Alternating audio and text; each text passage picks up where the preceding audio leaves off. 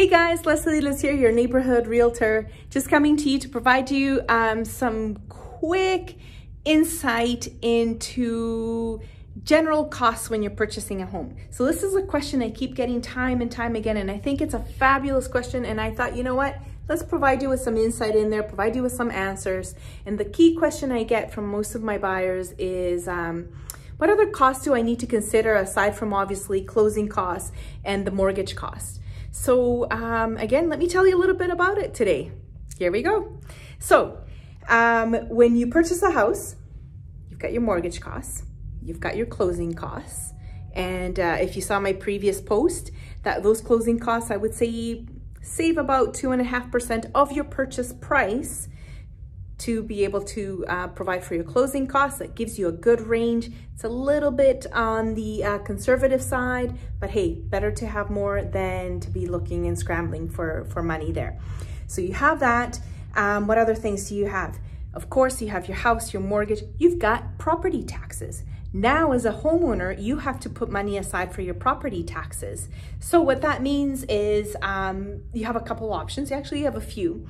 You can just have a separate savings account where you save that diligently, and you know, come the summer, you pay your taxes, you're good to go. If you're somebody who wants to budget and have everything organized, there's another option. There's the TIPS program that our city provides. You can look into that a little bit further, or I can provide you with more details if you like, just let me know.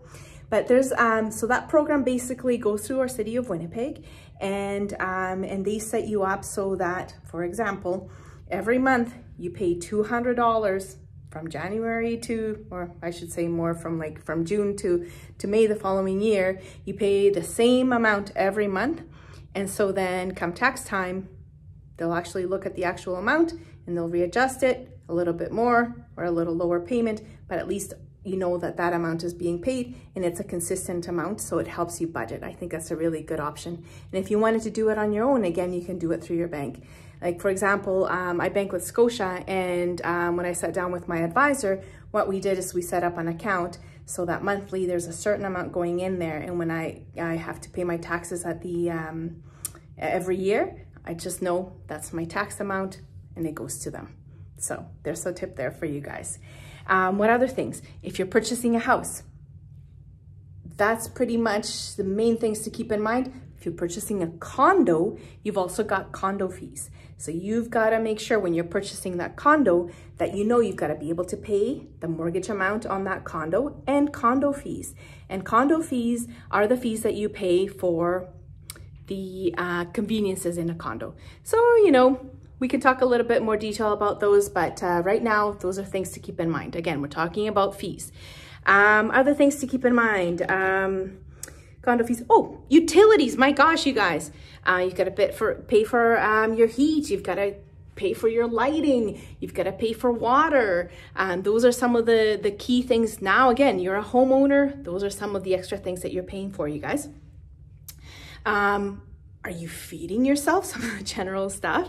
Are you feeding yourself? Are you having to put money aside for gifts?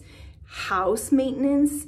If you know you bought an older house that you absolutely adore, but you know in a few years you're going to have to replace that furnace or that hot water tank or shingles, what have you, put some money aside. Again, the expert opinion is put 6 months worth of maintenance costs so that when it is a when something breaks down, you have that money put aside.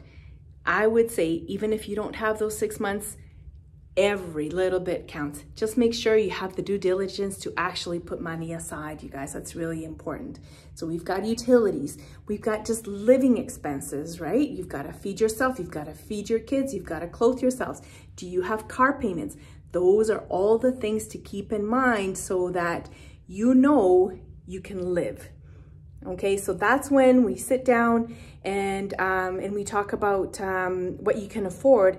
We're also talking about you being able to afford to live. Because if your bank tells you you can afford a house for $300,000, you buy that house for $300,000, and now you have to pay house insurance, and now you've got to pay taxes, and now you've got to live, and you need a car. Those are extra expenses. So where is that money going to come from? Okay. I hope that helped provide you with some insight into all the things that you need to consider when you purchase a house, the additional costs. Yes, as a homeowner, more responsibilities. Yes, that means you're paying a lot more money, but again, set up a plan. And if you need help setting up a budget and all that, I can always guide you with the questions to ask your financial advisor, and sit down with someone to help assist you with that. But in the meantime, I am here to help you with your real estate related needs. And don't be shy. Let me know what questions you would like me to answer for you. After all, I'm here as your neighborhood realtor, Les Salinas. Take care, you guys. Thanks so much for joining me today.